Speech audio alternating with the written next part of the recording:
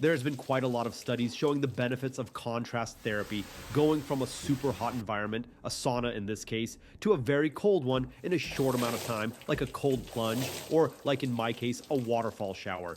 This shower actually started out as a pretty simple idea, and over time, it turned into one of my favorite builds I've done so far. So in this video, I'll walk through the entire process of building this outdoor sauna shower from start to finish and share a few things I learned along the way and would have done different if I was to do it all over again. So I wanted something solid that would hold up to water and weather and still look good long term. Cedar was the obvious choice for the walls. It handles moisture really well, it smells great, and it fits perfectly with the traditional sauna look. If you are curious about my material list, I will have it all in the description below, from the tools I used down to the nails and glue. I decided to go with tongue and groove cedar so everything would lock together cleanly and help shed water instead of letting it sit in the seams. And Home Depot had them readily available, which makes it super easy. Just make sure you check every piece. They can be very warped. For the structure frame itself, I kept things simple and used standard 2x6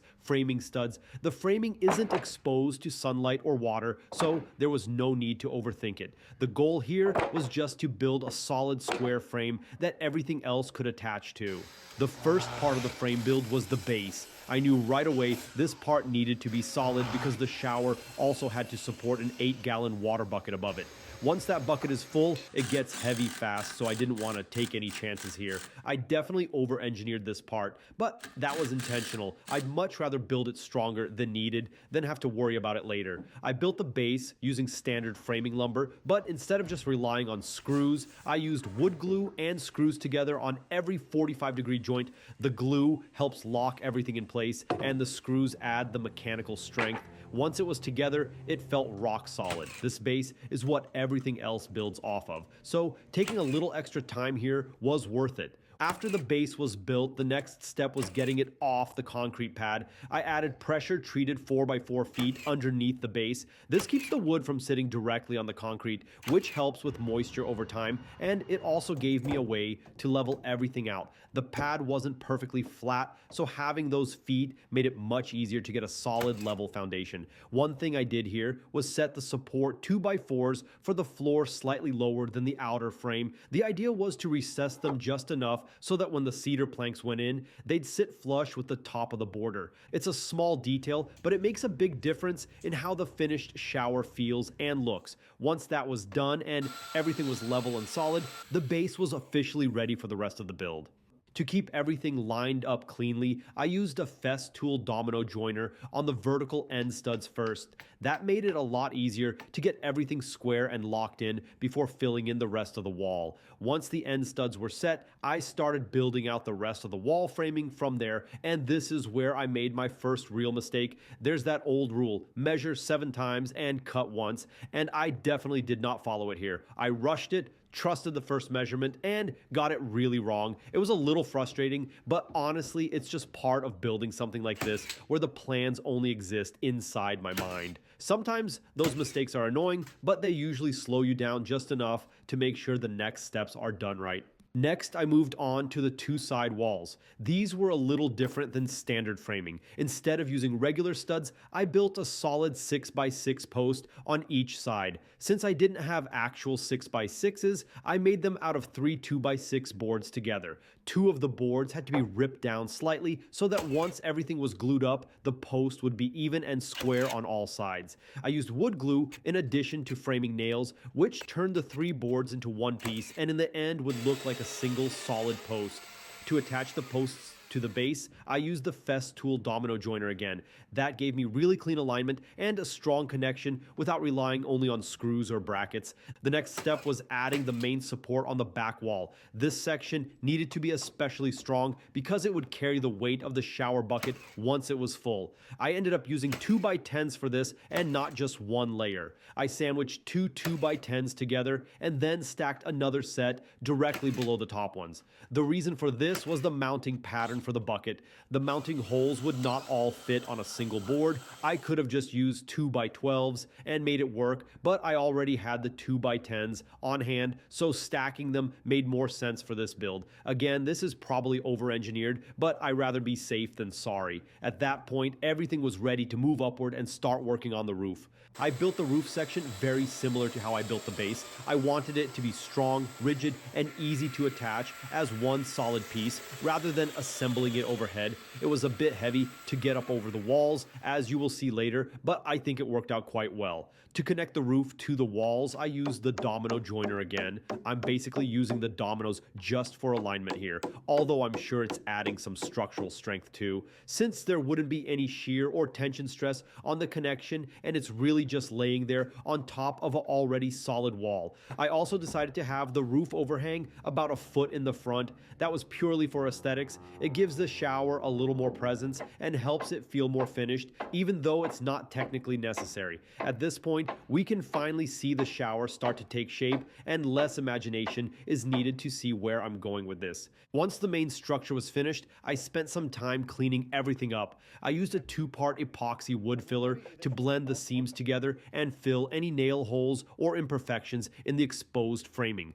This step takes a bit of patience, but it makes a huge difference in the final look. I also used 100 grit sandpaper to sand everything smooth. The goal here was to make the exposed frame look more like a solid steel structure rather than individual pieces of wood.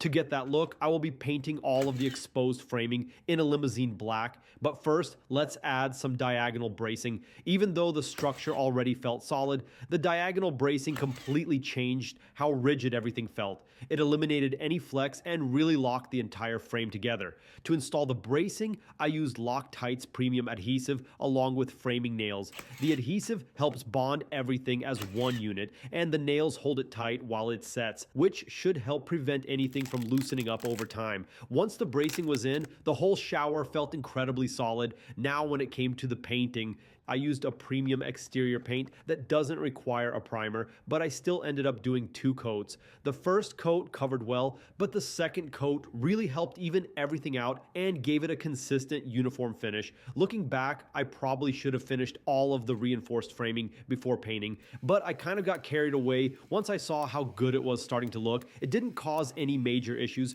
but it definitely would have been cleaner to do all the structural work first. Still, once the paint dried, the whole build took on a completely different feel. The first step was drilling through the blocking I had added earlier in the back wall. This bucket shower is a big part of why I built the structure as strong as I did. I also want to talk a bit about why I chose this specific bucket shower. Most traditional sauna buckets dump their entire load of water all at once. That's great for one person, but if you're using the sauna with friends or family, everyone else ends up waiting a long time for it to refill. This one works a little differently. It holds 8 gallons of water, but instead of dumping everything at once, it's controlled by a pull string. You can start and stop the flow whenever you want. That means instead of one big splash, you can get multiple rinses out of a single fill. Realistically, it can douse around 6 people before it runs out of water, which makes it way more practical for group sauna sessions. Another interesting thing about this bucket is that I could only find them made and sold in Ukraine. There really aren't many options like this available elsewhere. The one I went with wasn't cheap either. I paid about $1,200 for it, but for me, it was worth it. It solves the refill problem, it looks great, and it fits perfectly with how I actually plan to use the sauna and shower. With all the structural work done and the bucket mounted, I moved on to installing the cedar. I started with the floor. Instead of using tongue and groove cedar here, I went with cedar fence pickets. The reason for that was drainage. I wanted water to have somewhere to go instead of getting trapped between boards, and the small gaps between the pickets help with that. These boards come a bit rough, so before installing them, I sanded one side down smooth. That way I didn't have to worry about splinters, and it also helped the boards accept the oil finish more evenly later on. When it came to attaching the cedar, I didn't rely on fasteners alone. I used construction adhesive on every single board, from the floor to the planks on the walls. Cedar is a soft wood, and over time, staples or nails by themselves can work loose, especially in a wet environment. I still used fasteners to hold everything in place, while the adhesive set, and I chose stainless steel brad nails. That prevents rust and keeps you from getting streaks running down the cedar in the future. Before I could finish covering up the back wall with cedar, I needed to get the plumbing done. I wanted to keep this part of the build as simple as possible. Instead of running new plumbing from the house, I decided to use the existing outdoor spigot. In our case, the outdoor spigots shut off inside the house, so they don't need to be freeze protected at the exterior. That also means I can still access water during the winter without worrying about lines freezing in the wall. For the shower itself, I used a standard hose bib mounted near the bottom.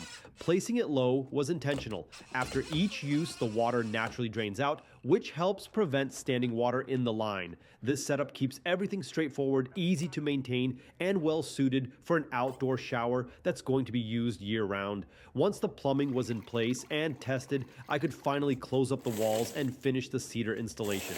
Before finishing everything up, it's worth talking about cost. All in, I spent a little over $2,000 on this build. The waterfall bucket alone was more than half of that. Everything else, lumber, cedar, fasteners, adhesive, paint, and finish, made up the rest. That doesn't include labor, of course. If I had to put a number on it, I probably spent about 5 full Saturdays working on this from start to finish. Some days were more productive than others, but overall, it was a pretty steady build. Once everything was installed, the final step was finishing the cedar. I ended up using tung oil, and I'm really glad I did. It's a natural finish that works really well with cedar. It brings out the grain and deepens the color without changing the character of the wood, the way some transparent stains do. After the oil went on and everything cured, the shower was finally ready to use. And honestly, I'm really happy with how it turned out. If there's one thing that still bugs me, it's the flooring. I wish I had run the cedar floorboards past the side walls so the black frame wouldn't be visible. It's a small detail, but once you notice it, you can't unsee it. I'm sure some of you will spot other things you would have done differently, but overall, I'm really happy with this build. It's solid, it works great, and using it after a sauna session makes all the time and effort completely worth it.